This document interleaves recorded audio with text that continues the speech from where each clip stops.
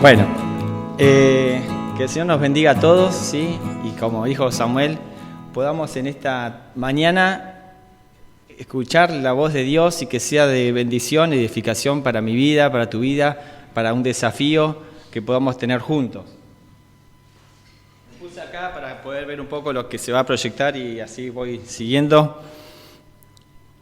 Hemos estado este mes y parte del mes pasado hablando de qué cosas creemos en esta iglesia, ¿sí? Qué cosas son fundamentales para nosotros como iglesia de Jesucristo, ¿sí?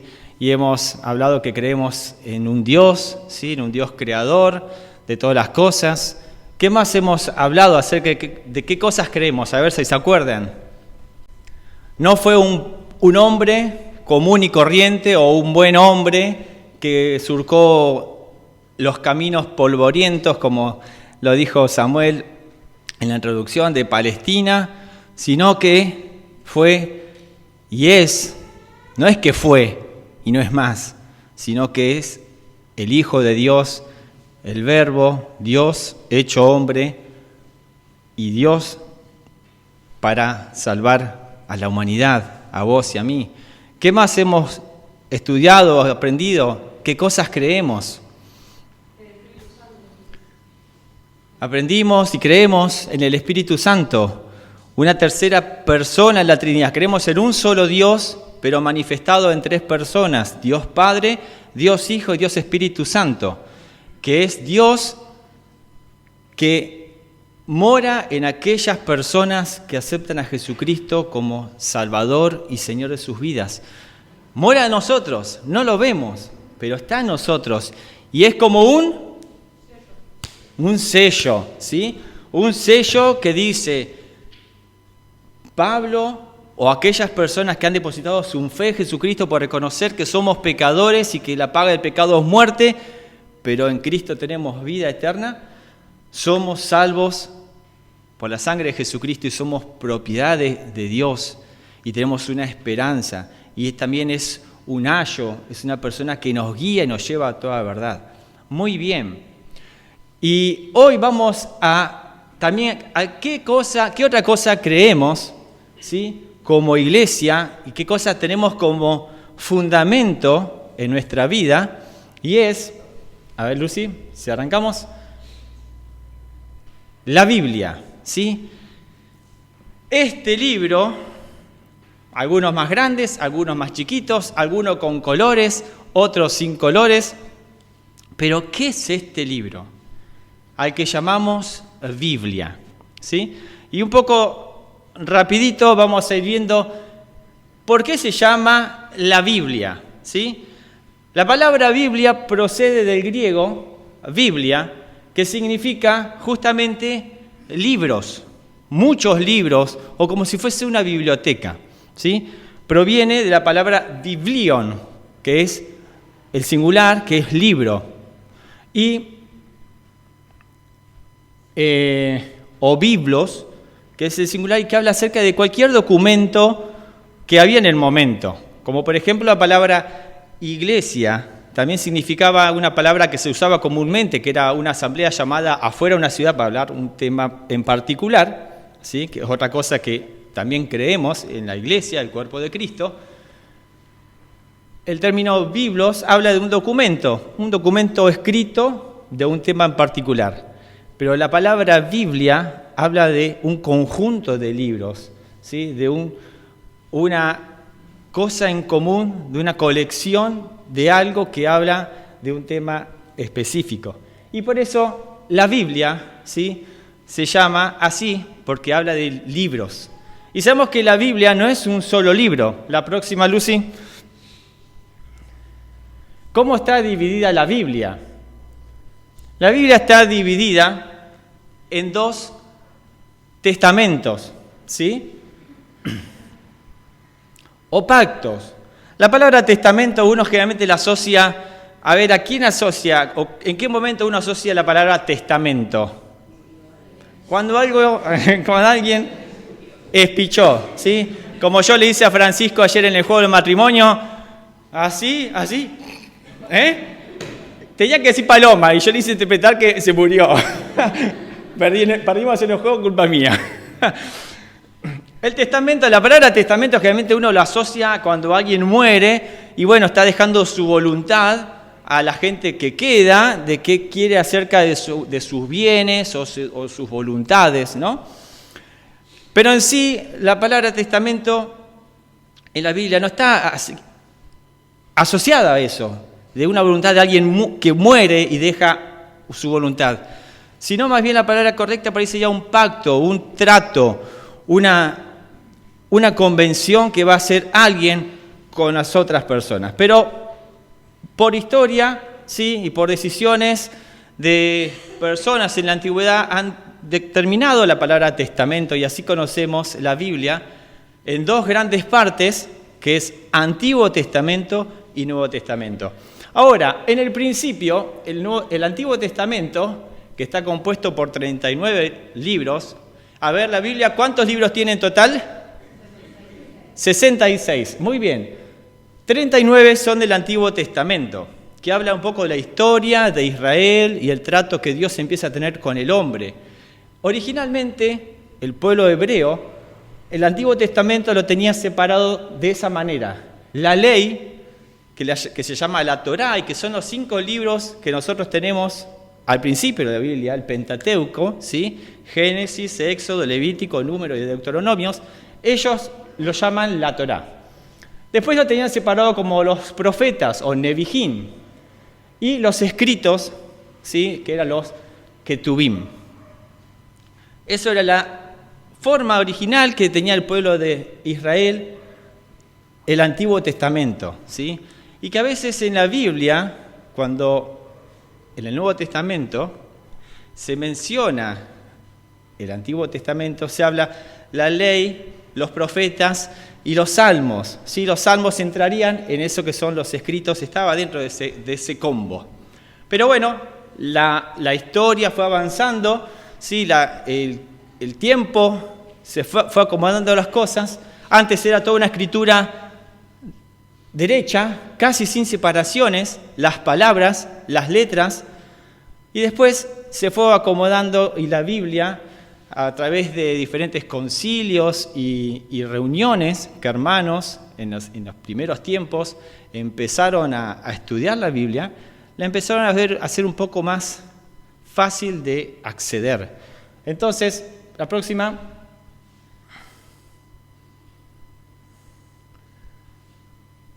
Esta es la estructura que tenemos hoy en día, ¿sí? La Biblia, el Antiguo Testamento en particular, la tenemos separada de esta manera. Ya no en tres grandes partes, como estaba el pueblo de Israel, sino, bueno, ahora estamos en la ley, ¿sí? Que lo que es la Torá, sigue lo mismo. Los libros históricos que hablan acerca del pueblo de Israel, cómo se organizó, sus reyes, sus profetas, ¿sí?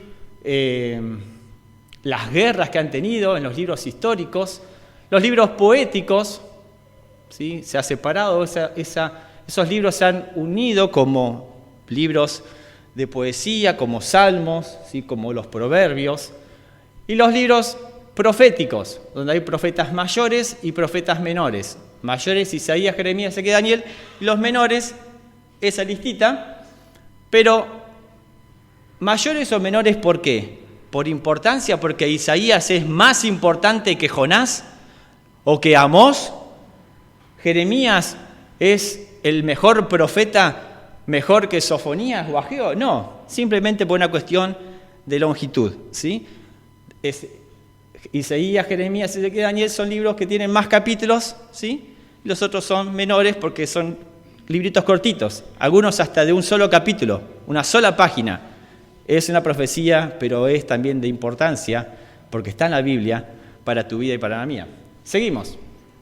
Ahora, la otra parte, ¿sí? El otro testamento o pacto es el Nuevo Testamento, que tiene 27 libros, ¿sí? Si ustedes hacían la cuenta, de 39 más 27 son los 66, y que también está separado en evangelios, historia, instrucciones y profecía. La próxima.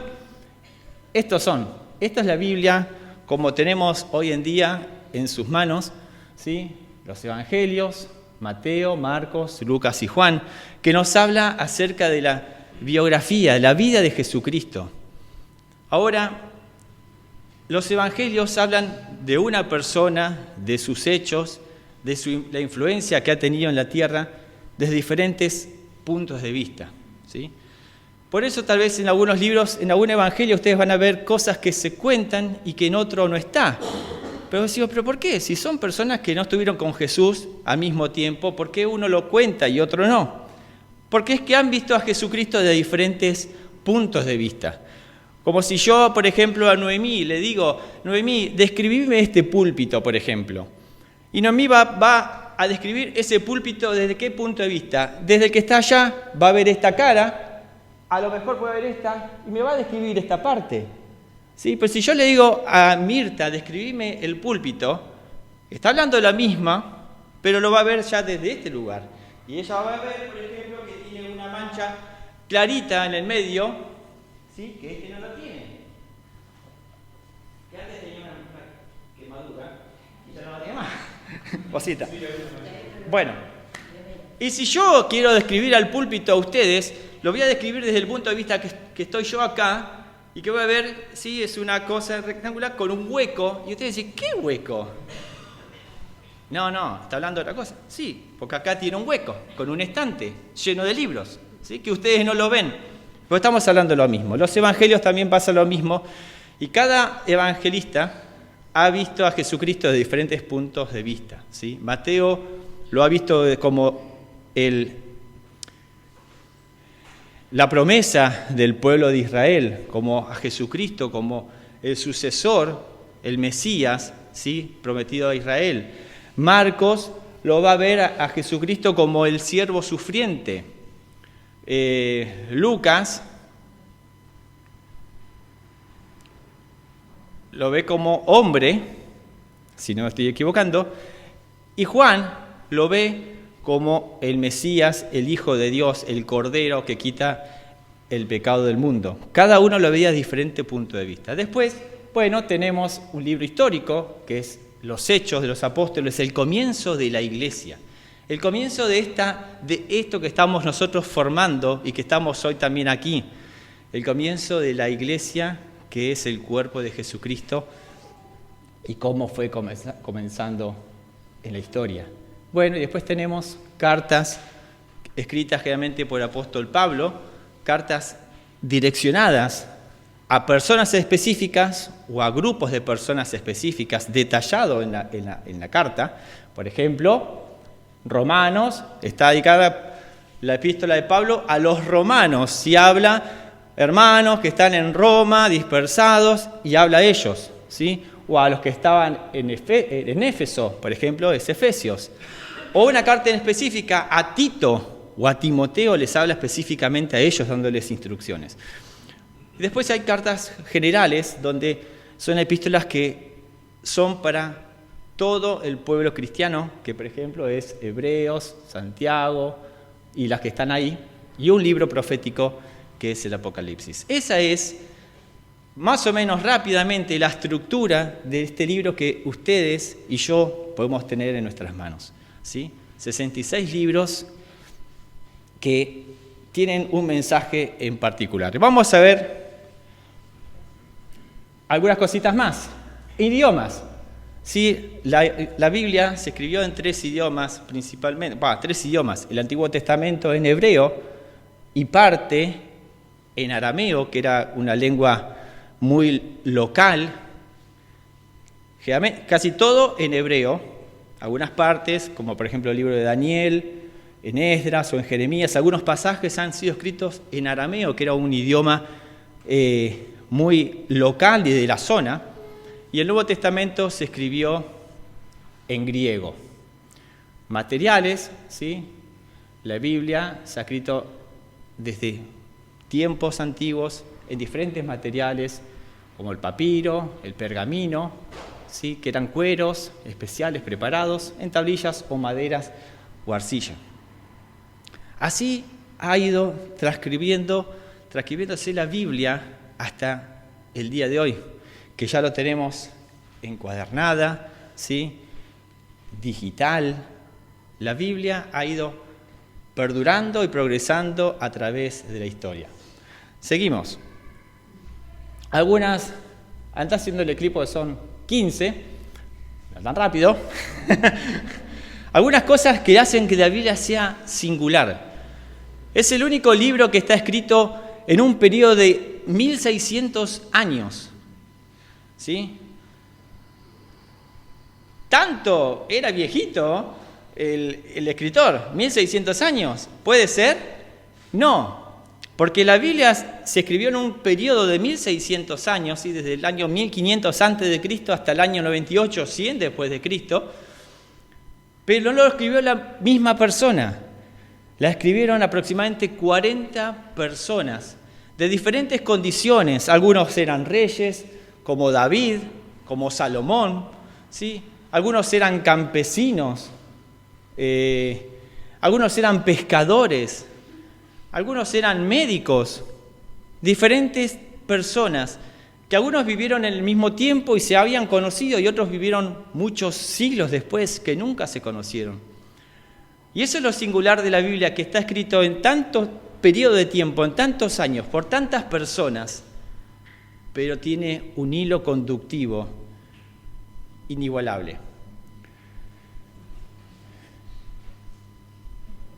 Se escribió en diferentes épocas, en diferentes lugares, ¿sí? La Biblia, el punto 8, por ejemplo, es un libro donde se puede explicar desde un pasaje, se explica a sí mismo en otro lugar de la Biblia, y tal vez escrito por otra persona que nunca conoció al que escribió este pasaje. Se complementa. La Biblia ha sido escrita y traducida en cientos de idiomas, en miles de idiomas y dialectos. ¿Sí? Se estima que en el mundo hay 6.800 idiomas. Bastantes, ¿no? En Babel, Dios fue creativo, ¿no? Y aparte, dialectos. Por ejemplo, el otro día estaba escuchando y bueno, ustedes también por ahí, de una misionera que estaba en algún lugar en África y que hay lugares hasta que hay dialectos que solamente es de esa tribu, ni siquiera es de otra. Y qué difícil es a veces ir a comunicar el Evangelio o comunicarse con esas personas con un idioma que no es conocido aún. Pero la Biblia se va traduciendo y se va llevando a que la palabra de Dios lleve a otros lugares. Ahora, ¿cómo se pudo mantener a través de estos años la palabra de Dios? Porque es la palabra de Dios, porque Él ha hecho que esos papiros que se escribían, se mantuvieran, se conservaran, se copiaran de una manera tan exacta y con tanto celo por las personas que descubrían eso y querían transmitir lo mismo, que así ha llegado hasta el día de hoy. La Biblia dice que fue el primer libro que fue llevado al espacio. Fíjense que hasta en eso la Biblia es singular. Por un microfilm, ¿sí? Un microarchivo, hoy podríamos hablar de un pendrive, ¿sí? Pero en aquel entonces era en un microfilm, salió del espacio y los astronautas leyeron Génesis 1:1, en el principio creó Dios los cielos y la tierra. Yo creo que para esos astronautas leer esa frase y viendo la creación, la magnificencia de Dios fuera de lo que nosotros podemos ver, habrá sido impactante. Tan impactante como lo habrá sido para el centurión romano que estaba crucificando a Jesucristo y que ya le habían clavado la lanza y que veían el terremoto cuando se produjo la muerte de Jesucristo, que dijo: verdaderamente este es el Hijo de Dios. Es que Dios, cuando nos acercamos a Él, te cambia la visión, te cambia la perspectiva. Y es imposible mantenerse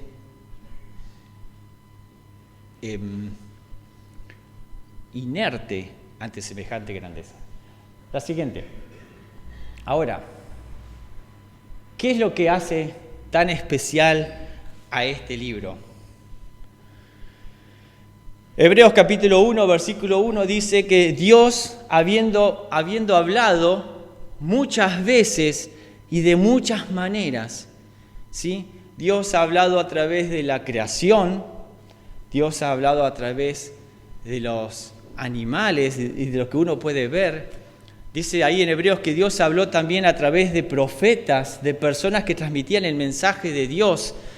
Y Dios habló a través de su Hijo Jesucristo. Dios habla de diferentes maneras, ¿sí? Y la Biblia, podemos decir que es una carta de amor de Dios hacia el hombre, hacia vos y hacia mí. Y Dios es el que dio el primer paso. Dios es el que se ha revelado en su palabra. ¿Sabes qué? Si no fuese porque Dios tiene esa intención de que lo conozcas, sería imposible que vos y yo podamos conocerlo. Él da el primer paso. Él es el que se acerca a vos, se acerca a mí, pero con un propósito, para que sepas quién es, para que sepas qué es lo que piensa, qué es lo que es, qué es lo que busca de tu vida, de la mía. Ahora, ¿qué es lo que hace tan especial a la Biblia? Aparte de que es la carta de amor de Dios hacia vos y hacia mí. Dice el Salmo 19, la primera parte del versículo 7, que la ley de Jehová es perfecta.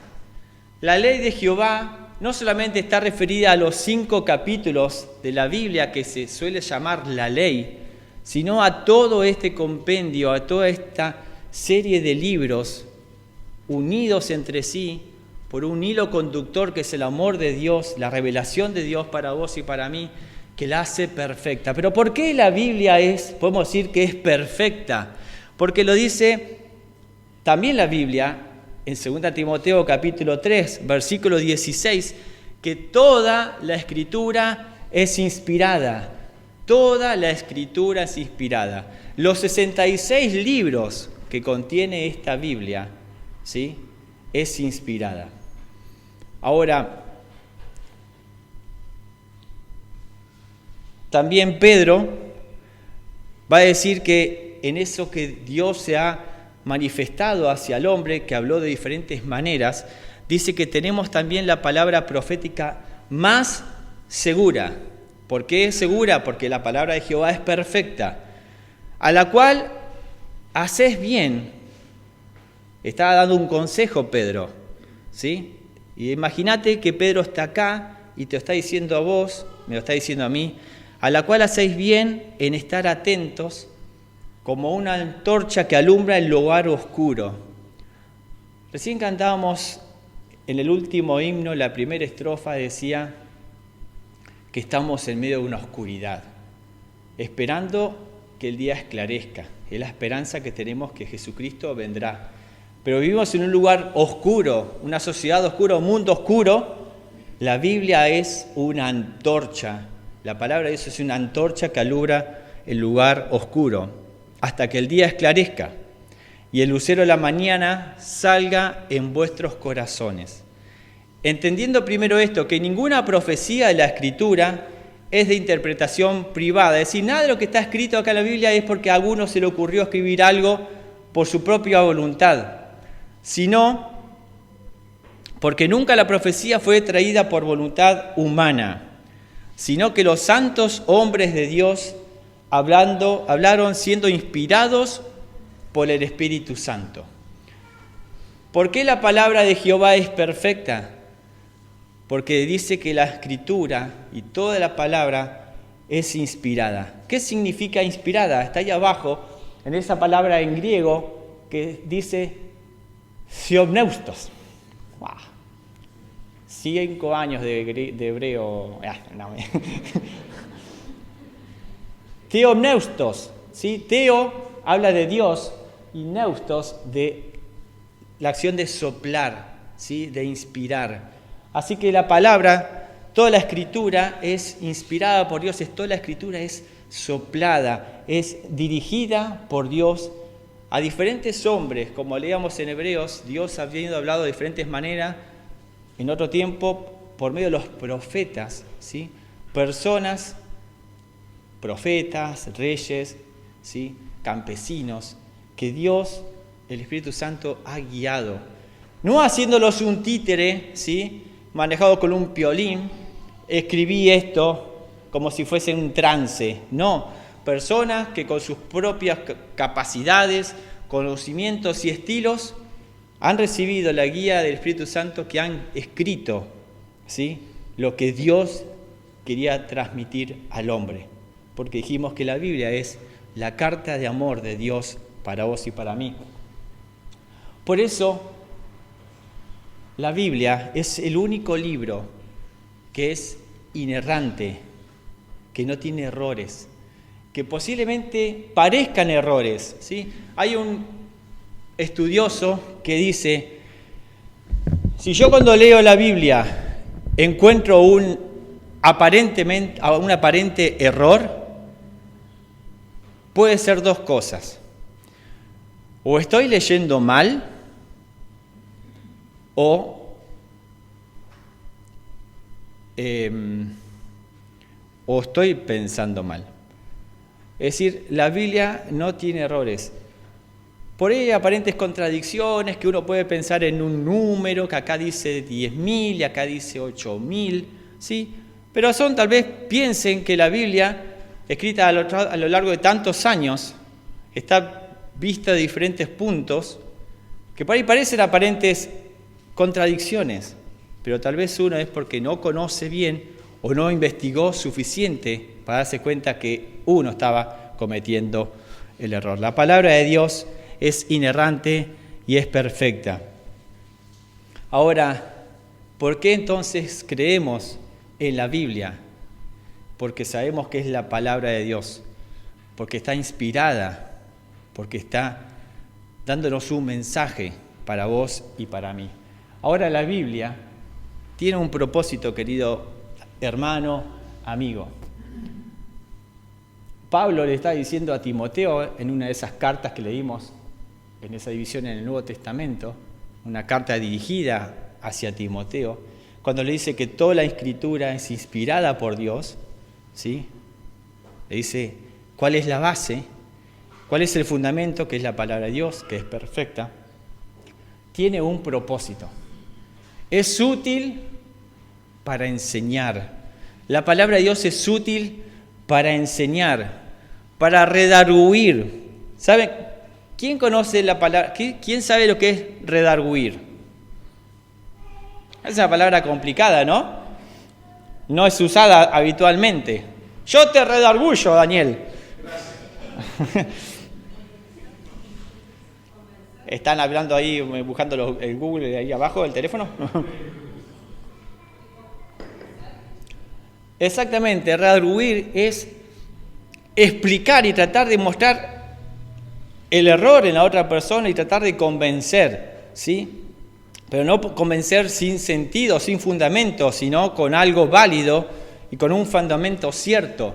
La palabra de Dios es eso, es útil para enseñar a otros, pero principalmente es la palabra de Dios que es útil para enseñarte a vos, a mí, para redarguir, para que, como Pedro también dice, estate preparado para poder defender, ¿sí?, con amor tu fe y para mostrar a las otras personas lo que vos creés y por qué lo creés, para corregir, ¿sí?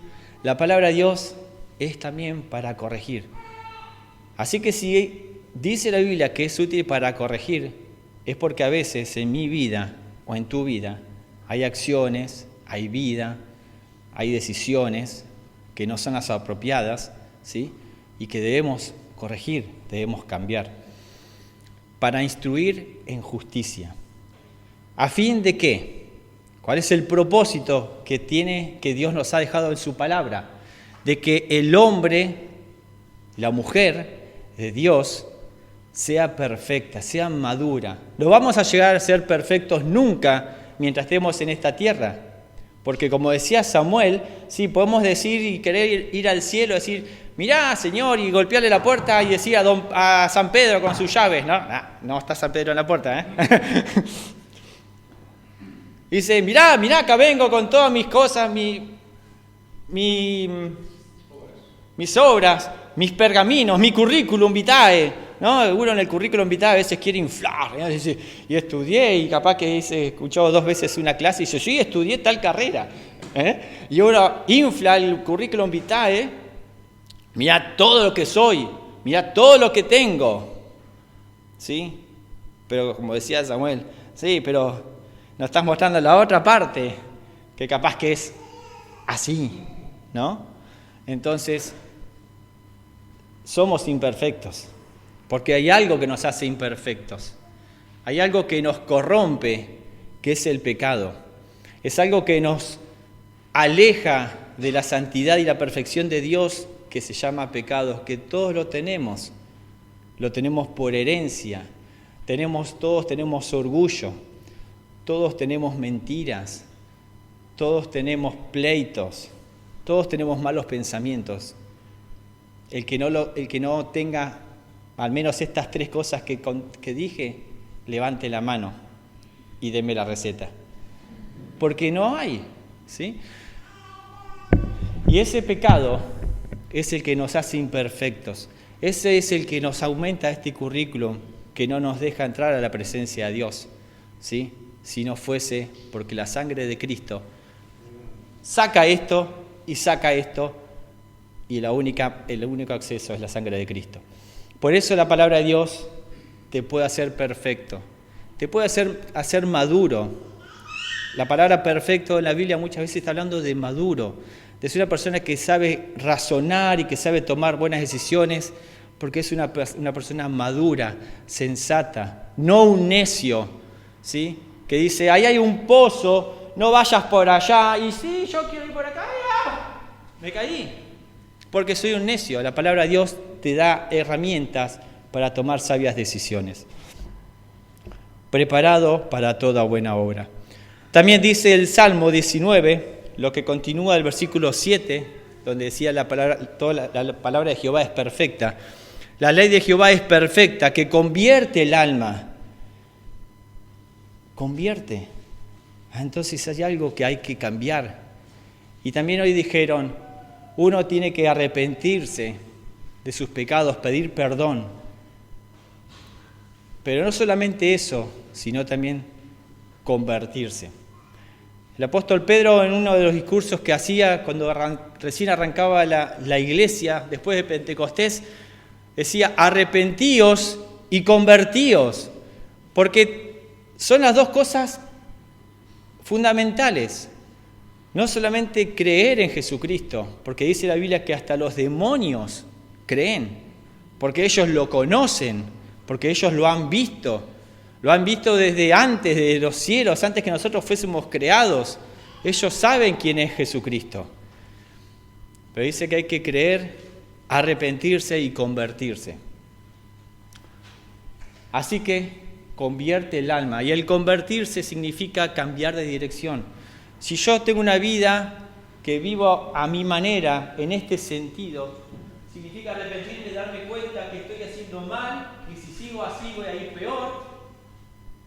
Confesar mi pecado, arrepentirme y convertirme significa dar el giro 180 grados y caminar en otra dirección. Ya no hacia el pozo, sino hacia una senda derecha bajo la guía del Señor. La ley de Jehová es perfecta, que convierte el alma. ¿Tu alma necesita ser convertida? Te hago esa pregunta. El testimonio de Jehová es fiel. La palabra de Dios es fiel. ¿Saben por qué? Porque es fiel el que la escribió, fiel el que la dijo, ¿sí? No el que la escribió Juan, Tito. Tito no escribió. Pablo le escribió a Tito, ¿sí? Santiago, ¿sí? No es que ellos son fieles, la palabra que ellos escribieron es fiel porque Dios es fiel y es el que inspiró esa palabra, que hace sabio al sencillo. está diciendo el Salmo.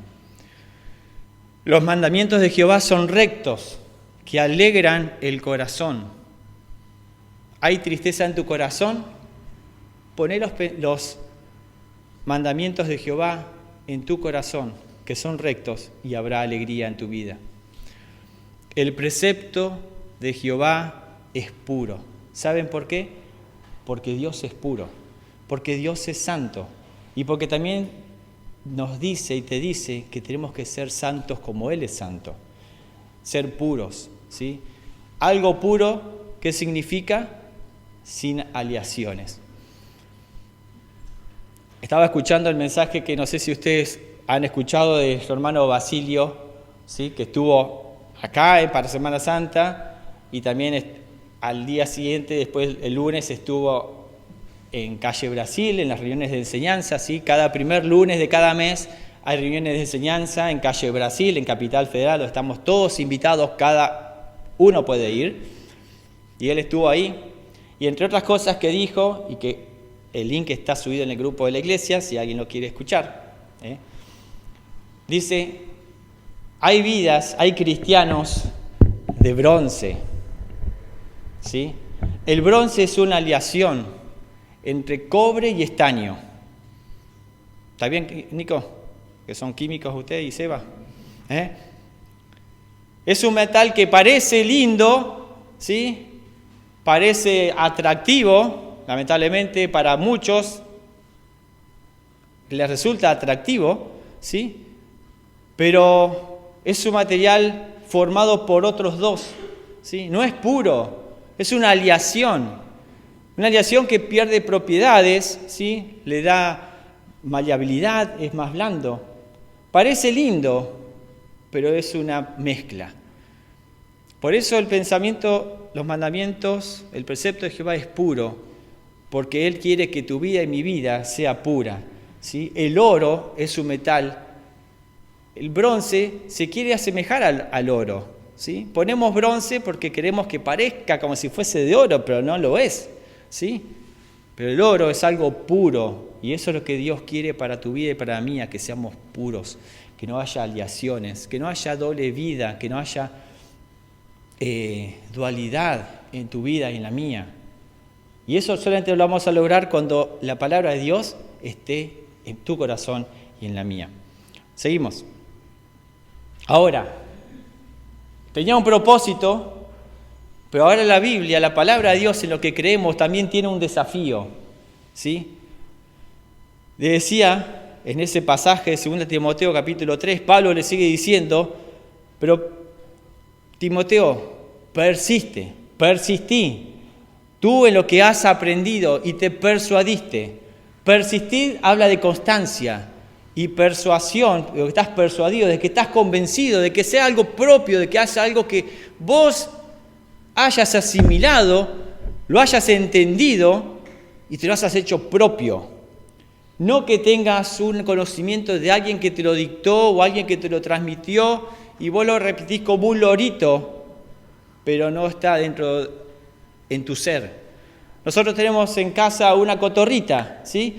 Que creemos que dice algunas palabras. Para mí hace ruido. Pobre Poli. Pero repite. Pero es un loro que no lo tiene en su corazón internalizado esa palabra, ¿sí? Y a veces nosotros somos así. No estamos persuadidos en lo que escuchamos o creemos, porque no lo hicimos propio. Porque vos y yo no lo hicimos propio, solamente repetimos. Pero Pablo te está dejando un desafío: persistí, mantenete firme, persuadite, sabiendo de quién has aprendido y desde que la niñez has sabido las Sagradas Escrituras, las cuales te pueden hacer sabio. La Biblia, la palabra de Dios, este libro que está inspirado por Dios, que es un libro único, inerrante, infalible, ¿sí? Te puede hacer sabio para la salvación, que es por la fe en Cristo Jesús. Dice Lucas 11:28, bienaventurados los que oyen la palabra de Dios y nada más. ¿Sí? Ustedes ahora en esta mañana están escuchando la voz de Dios, ¿sí? Están escuchando pasajes de la Biblia que es la voz de Dios para tu vida y para la mía. Pero dice, bienaventurado ustedes que están escuchando la voz de Dios. ¿Es así? No. Y la guardan. Esa es la bienaventuranza. Felices, ¿sí? Dichosos los que escuchan la voz de Dios. Es un privilegio enorme que podamos escuchar la voz de Dios. Partamos de eso. Pero es una dicha mucho mejor si lo que vos escuchás de Dios para tu vida, la guardás. Dijo el Señor Jesús ahí en Juan 14, que si me amáis, ¿sí? Si vos decís que amás a Jesucristo como tu Señor y Salvador, tenés que hacer algo fundamental, aguardar sus mandamientos. Si me amáis, guardad mis mandamientos. El que tiene mis mandamientos y los guarda, ese es el que me ama. ¿Amás a Dios? ¿Amás a Dios? ¿Guardás sus mandamientos? Porque si no guardás sus mandamientos, que guardar sus mandamientos no significa que yo los guardo, ¿sí? Guardo la Biblia en la biblioteca, estoy guardando sus mandamientos, ¿sí? Estoy guardando, le paso el plumero todos los días porque yo la guardo bien. No está hablando de eso, está hablando de guardar la Biblia en mi corazón, ¿sí? En mi vida, en mi diario vivir. Eso es guardar, obedecer. Guardar habla también de obediencia, de vida, de cumplir sus mandamientos, la voluntad de Dios. El que guarda, ese es el que me ama. Y el que me ama será amado por mi Padre, y yo le amaré y me manifestaré a él. La palabra de Dios también te está hablando de que si la guardás, si la guardo, si la oigo, ¿sí? Si la pongo en práctica, la palabra de Dios también va a ser una obra en mi vida. Siguiente. Ahora, bueno, se viene todo junto. Sí, la idea era que venga de a poquito. Bueno. Advertencia. Dice ahí en Oseas 4:6, mi pueblo fue destruido por falta de conocimiento. ¿Saben qué? Podemos decir, y dice, por cuanto desechaste el conocimiento, yo te echaré del sacerdocio, porque olvidaste la ley de tu Dios. También yo me olvidaré de tus hijos. Estas palabras que Dios está diciendo por medio del profeta Oseas, podamos pensarlo, decir, esta iglesia, mi vida, fracasó, cayó por falta de conocimiento. ¿Conocimiento de qué? De la palabra de Dios. Que como leíamos anteriormente, la palabra de Dios es perfecta, que hace sabio al sencillo, que te puede convertir el alma, que te puede preparar para buenas obras, para hacerte maduro, para hacerte perfecto, para saber tomar buenas decisiones, el buen rumbo de tu vida. Pero si la desconoces, vas a pecar, vas a fallar, vas a caer, porque no estás queriendo guardar y amar en tu corazón la palabra de Dios. Ahora, la siguiente, Lucy. Eso fue destruido porque le faltó conocimiento, me habla de desidia, ¿sí? Y ahí está lo que significa la palabra desidia. Desidia es falta de ganas, ¿sí? De interés o de cuidado de hacer una cosa. ¿Hay desidia en mi vida? ¿Hay desidia en tu cosa porque no te interesan los mandamientos de Dios? ¿Sí? ¿Porque no te interesa saber lo que es la palabra de Dios para tu vida? ¿Hay desidia? ¿Hay falta de interés? ¿Hay falta de ganas?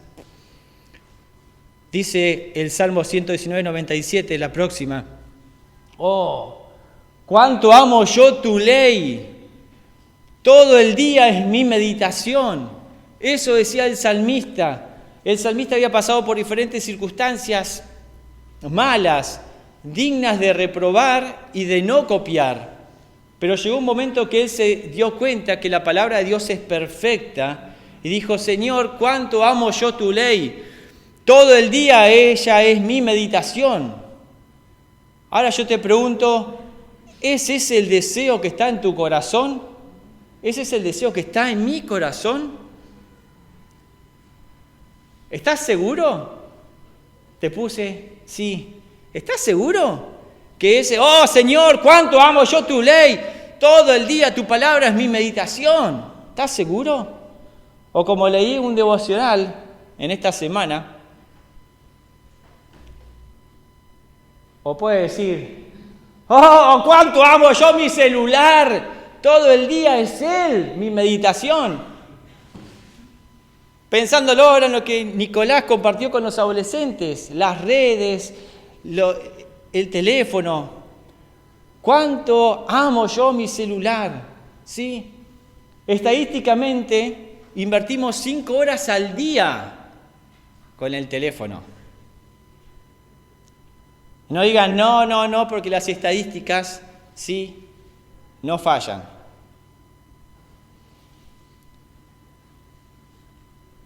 Cinco horas al día, ¿sí?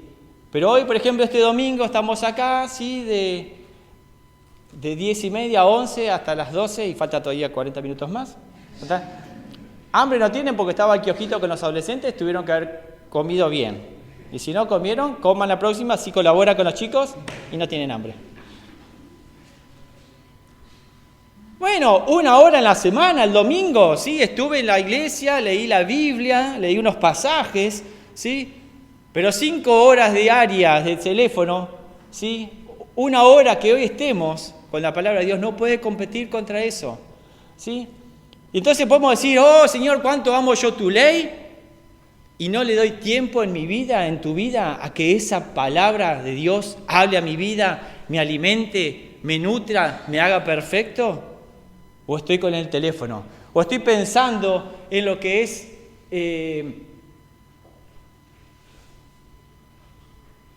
lo que piensa la gente de mí, ¿sí?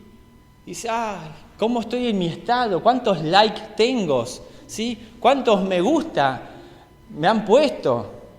O estamos pensando, mirá, me clavó el visto y no me contestó. Eso a mí me lo dijeron un día. ¿Me clavaste el visto? ¿Y? No me dijiste nada. Tenía que contestar. Si yo miro un mensaje y no contesto, no es porque no me interese, sino porque no sabía que había que contestar. Y muchos estamos pensando y pendientes de eso, ¿no? De que, y si uno ve que a alguien no le contesta, lo sacó del Face o esas cosas así, dice, no está interesado en mí, pero nosotros estamos interesados en la palabra de Dios. Estamos pendientes de lo que la gente a veces piensa de nosotros. ¿Te pusiste a pensar qué piensa Dios de vos? ¿Qué piensa Dios de mí? Dice el salmista, ríos de agua descendieron de mis ojos porque no guardaban tu ley. Se dio cuenta que si no guardaba la ley, la tristeza, es decir, ojalá vos y yo lloremos de arrepentimiento porque nos hemos dado cuenta que no guardamos, que no amamos, que no obedecemos, que no seguimos la ley de Dios, la palabra de Dios que es perfecta, que es útil para mi vida, para tu vida. Muchas veces nos comportamos como lo que la persona que nombra acá Santiago, como esa persona que dice que es una persona que se mira en un espejo, ve su condición y tiene 2 alternativas, ¿sí? Dice, pero sed hacedores de la palabra y no tan solamente oidores, engañándoos a vosotros mismos, porque si alguno es oidor de la palabra de Dios, pero no hacedor de ella, este es semejante al hombre que se considera en un espejo su rostro natural, porque él se considera a sí mismo y se va, y luego se olvida cómo era. Esa es la persona que está enfrente de un espejo y se ve despeinado y no hace nada, pega la vuelta y se va despeinado. Y así es la persona que, como vos y yo en esta mañana, estamos escuchando la voz de Dios, el consejo de Dios para tu vida. Y si no la haces y te da lo mismo, sos como esta persona, que se mira reflejado como una persona con errores, con fallas, que necesita la obra de Dios en su corazón. Y dijo, pero me da lo mismo. Pega la vuelta y se va. Mas el que mira atentamente en la perfecta ley, ¿sí?, en la palabra de Dios, la de la libertad. La palabra de Dios te da libertad, ¿sabías? Tal vez estás esclavizado con diferentes circunstancias, maneras de pensar, de vivir, pero la palabra de Dios te da libertad. Y persevera en ella. Como Pablo le dijo a Timoteo, persiste tú en lo que has aprendido y estás persuadido, no siendo oidor olvidadizo, sino hacedor de la obra, este será bienaventurado en lo que hace. Muchas veces escuchamos de la prosperidad, ¿sí?, tal vez por canales de televisión, ¿sí?, Dios va a prosperar tu vida material y vas a tener dinero, y decir, ¿querés tener un auto? Proclamá, voy a tener un auto. ¿Querés la heladera llena? Proclamo que la heladera esté llena. No, eso es lo que el hombre, palabras de hombre, pero la palabra de Dios es, buscame a mí primeramente, ¿sí? Hacete propio de mis palabras, de mis consejos, y tu vida será enriquecida, porque tu corazón lo has dedicado al Señor. Será bienaventurado en lo que hace, porque Jesucristo está en el centro de su vida. ¿Está Jesucristo en el centro de tu vida? Dice la palabra de Dios, es viva y es eficaz, y es más cortante que una espada de 2 filos, que penetra hasta lo profundo, que discierne los pensamientos y las intenciones del corazón. No podemos esquivarle a lo que la palabra de Dios hace en mi corazón y en tu corazón. Pero ¿sabes qué? Ese pasaje sigue diciendo que no hay cosa creada que no sea manifiesta en su presencia. Antes bien, todas las cosas están desnudas y abiertas a los ojos de aquel a quien tenemos que dar cuenta. ¿Sabías? La palabra de Dios es útil, es inspirada por Dios, penetra hasta lo profundo de tu vida, te muestra como en un espejo lo que es tu condición ante la palabra de Dios, ante Dios. Pero puedes olvidarte o aplicarla a tu corazón para conversión, para bendición de tu vida. Pero puedes aceptarla o rechazarla. Pero dice la Biblia que un día vamos a dar cuenta de Dios, ante Dios, de nuestra actitud. Y Dios no te va a juzgar, sino te juzgará su palabra que salió de Él y que te habló a tu corazón tal vez esta mañana y vos la rechazaste. Y ante Dios no hay nada escondido y no hay excusas que podamos decir. No hay excusas valederas ante un Dios justo. Y vamos a decir, no, bueno, pero porque Pablo ahorró largo y ya me estaba durmiendo. Mi palabra es perfecta. Rechazaste no a Pablo, rechazaste mi mensaje. Dice, ¿creemos en la palabra de Dios? ¿Saben qué? La palabra de Dios, que es perfecta, tiene un hilo conductor, que es, como dijimos al principio, el amor de Dios hacia el hombre. Y desde Génesis, que es el primer libro, hasta Apocalipsis, que es el último libro, hay una línea conductora que es el amor de Dios. Y hay una persona conductora que es Jesucristo, su Hijo amado. Hijo amado de Dios Padre, pero también nosotros somos personas amadas que Dios envió a Jesucristo a morir en una cruz para que tu vida tenga un sentido, para que tu vida sea perfecta, para que tu vida sea feliz. Pero primeramente, para que eso sea posible, Jesucristo tiene que estar en tu corazón y en tu corazón, en mi corazón y en el corazón de todas las personas. Y como decíamos al principio, tenemos que arrepentirnos de nuestros pecados, de nuestras maneras vanas y malas de vivir y acercarnos a Dios en humildad. Hace sabio al sencillo. No hace falta que seas un erudito, que seas una persona reconocida para poder acercarte a Dios, ¿sí? A veces uno piensa que para ir a una eminencia, ¿sí? No, yo no puedo ir. Y uno piensa, andá vos que estás más preparado, sos una persona que podés dialogar, yo no puedo ir ante una persona en eminencia, ¿no? Pero Dios, que es la eminencia sobre todas las cosas, te está llamando y te está esperando. Me llamó, me esperó a mí. Y yo un día acepté ese perdón y esa gracia que Él me daba, de yo saber que soy un pecador y que por mi condenación y por mi orgullo, por mis mentiras, por mis engaños, por mi montón de cosas, no puedo nunca acceder a la santidad de Dios. Pero Jesucristo murió en una cruz para que mi pecado sea limpiado.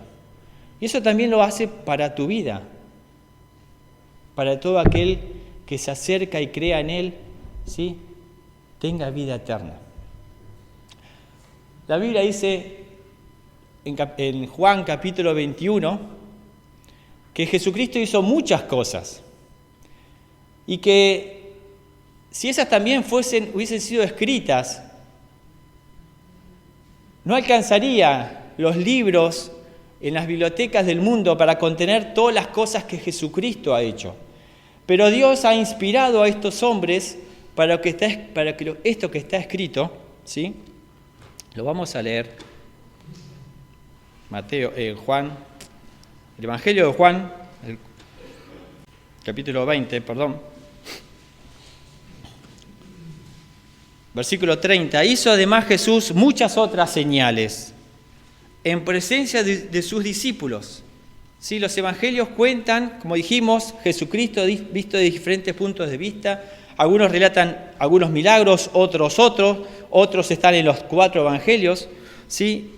Hizo muchos milagros en presencia de sus discípulos, los cuales no están escritos en este libro. Pero estas se han escrito para que creáis. ¿Qué cosa? Que Jesús es el Cristo, el Hijo de Dios. ¿Qué significa que Jesús es el Cristo? Que Jesús es el Mesías, es el enviado. ¿Y por qué envió Dios a Jesucristo a esta tierra? Porque tu pecado y mi pecado nos separan por la eternidad. ¿Sabés que tu alma es eterna? ¿Sí? Pero una vez después de la muerte, tu alma tiene un destino. Y hay la Biblia, que es la palabra de Dios, que la ley de Jehová es perfecta, que es inerrante, que es pura, y que creemos lo que la Biblia dice, ¿sí? La otra vez vino un muchacho y entró acá y dijimos, mira, la Biblia, Dios te dice que te ama. ¿Y vos le crees a la Biblia? Claro que le creo a la Biblia, porque es la palabra de Dios y está demostrada. Un libro que ha sido vituperado, como decían esas singularidades de la Biblia, maltratado, tratado de ser eliminado, no pudo porque es la palabra de Dios y la palabra de Dios permanece para siempre. Y esa realidad me dice que yo soy pecador y que si me muero, que uno no sabe cuándo es, ¿sí?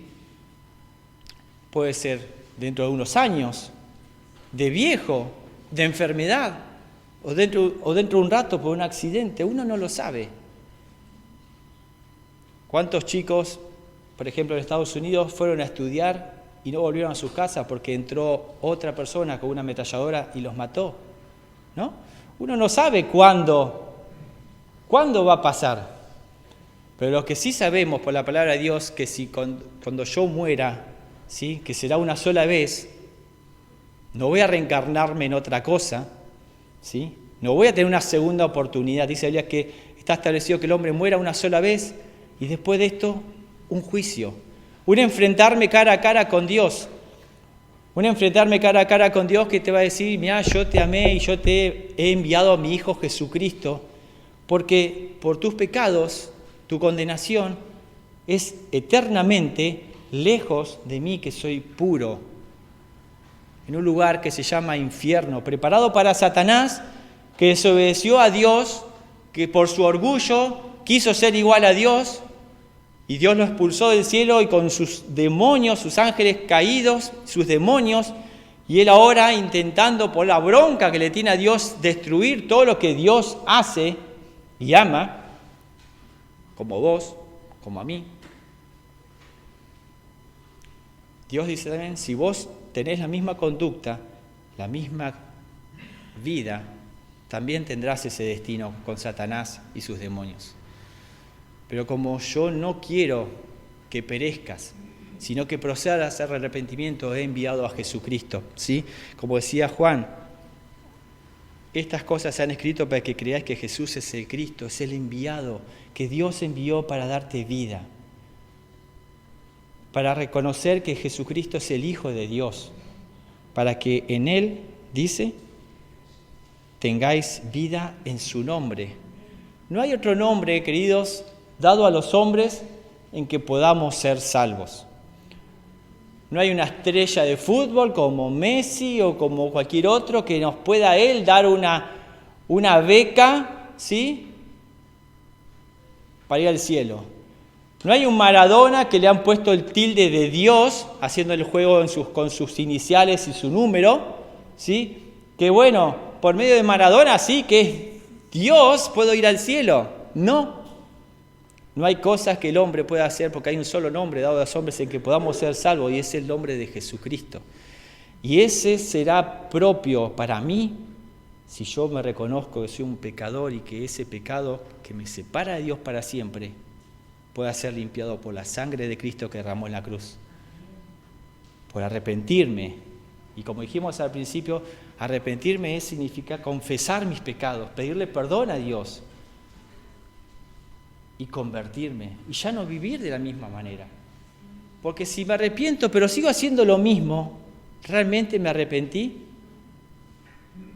Si yo digo algo, no lo voy a hacer más, y lo sigo haciendo, ¿realmente me arrepentí? El que peca deliberadamente, realmente no es convertido. Examina tu vida entonces, examina la mía. ¿Hago siempre lo mismo? ¿Sigo desobedeciendo? ¿Sigo tomando malas decisiones? ¿Y digo amar a Dios? Considera, pensá. Por eso hoy Jesucristo está llamando a tu corazón. Te está diciendo, tenés la palabra profética más segura, la palabra de enseñanza más segura, donde conocés mi corazón, donde conocés tu futuro, tu destino, tu manera de vivir, tu esperanza. Y hacés bien en guardarla, atesorándola en tu corazón. Por eso, dice el último pasaje. Enséñame, oh Jehová, el camino de tus estatutos, y lo guardaré hasta el fin. Si me amáis, guardad mis palabras, dijo el Señor Jesús. Enséñame, Señor, el camino de tus estatutos y lo guardaré hasta el fin. Dame entendimiento. El Espíritu Santo, que aprendimos, está en nuestro corazón. Si aceptaste a Jesucristo, y Él te va a dar entendimiento. Y guardaré tu ley y la cumpliré de todo corazón. Y ya no lloraré, como decía el salmista, ¡ay, lloro porque no guardé tus mandamientos! No, ahora, ¡oh, cuánto, Señor, he deseado tu ley, tu palabra! Todos los días será mi meditación. Guíame por la senda de tus mandamientos, porque en ella tengo mi voluntad. Mi voluntad. Que eso sea el deseo, hermanos, sea el anhelo. Es mi deseo, es el deseo del Señor, que sea tu voluntad, sea guardar su palabra, obedecerla, amarla y hacerla, como decía en Santiago. Pero sobre todas las cosas, poner tu fe en Jesucristo, que es el puntapié inicial, porque lo que se quiere vivir espiritualmente, tiene que haber un nacimiento espiritual. ¿Hay un nacimiento espiritual en tu vida? Lo hay cuando nos rendimos a los pies de Cristo y Él es nuestro Salvador y Él nos da vida, ¿sí? Pero si no, seguimos muertos y Dios quiere darte vida.